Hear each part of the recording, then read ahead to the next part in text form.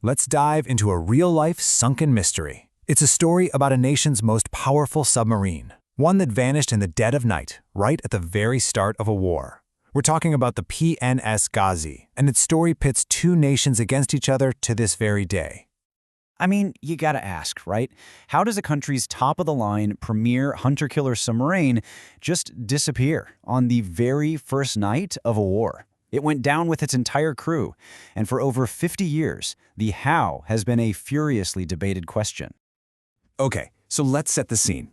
The date is December 3rd, 1971, and the location for our mystery is the Bay of Bengal, just off the coast of the Indian port city of Visakhapatnam.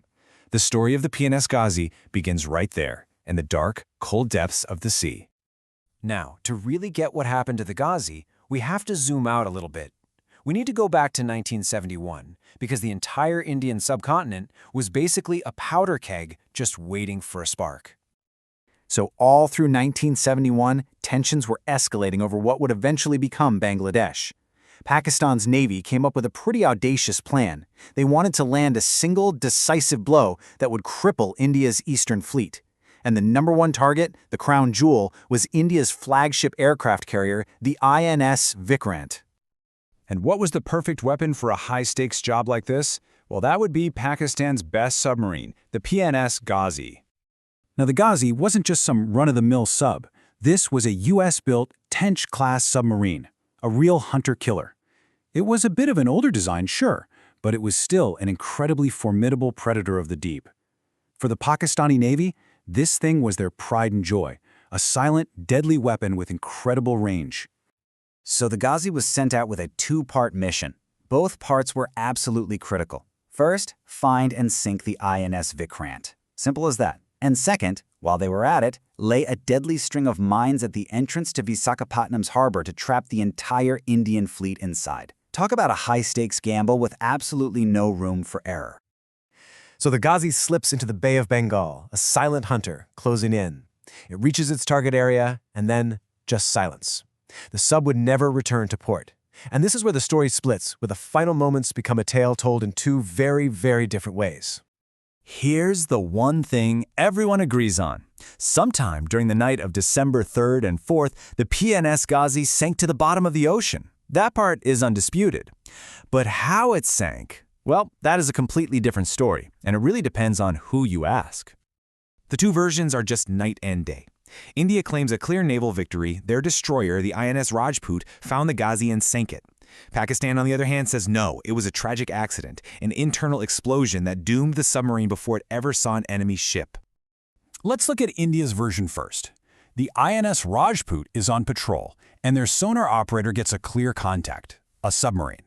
So they follow protocol. They move in on the location, and they drop a series of depth charges. A short time later, they hear and observe a massive underwater explosion. For them, it's case closed. They got her. Okay, now for Pakistan's story. They maintain this was a terrible misfortune, not enemy action. The main theory is that one of the mines the Ghazi was carrying for its mission actually detonated prematurely. Another possibility is some kind of catastrophic mechanical failure, but the key to their entire argument is this: the explosion came from inside the submarine. The sinking of the Ghazi wasn't just a tactical event in a war. Its legacy has rippled out through the decades, and it has really shaped the national memory in both countries. And amidst all the claims and counterclaims, we can't forget the human cost. 92 sailors went down with that submarine. Their lives were lost in an instant, and they left behind a deep void, and so many unanswered questions. Eventually, the physical evidence of the tragedy was found. Indian divers did locate the wreckage of the Ghazi, and it was sitting on the seabed right near the entrance to Visakhapatnam harbor, confirming its final resting place. And this is where the memory of the Ghazi really divides. For India, it's a heroic naval victory, a massive morale boost right at the start of a war. But for Pakistan, it's a story of tragic, noble sacrifice. I mean, think about it. Admitting your top submarine was sunk on day one would be a devastating blow. So the narrative of a terrible accident allows the crew to be honored as martyrs. This story is so captivating, it has even crossed over into popular culture. You may have seen it. In 2017, the big Indian blockbuster The Ghazi Attack brought a highly dramatized version of the Indian Navy's account to the big screen, cementing that narrative for a whole new generation. But here's the thing. Despite all the time that's passed, despite all the analysis and the films and the books, the core truth remains just out of reach. The exact cause of that fatal explosion is still just as disputed today as it was back in 1971. And that really leaves us with a huge question, doesn't it? In the fog of war, when official histories are written and heroes are mourned, where does the absolute truth of an event like the sinking of the PNS Ghazi actually lie? Maybe it's destined to remain a secret, kept by those 92 sailors in the silent wreck at the bottom of the sea.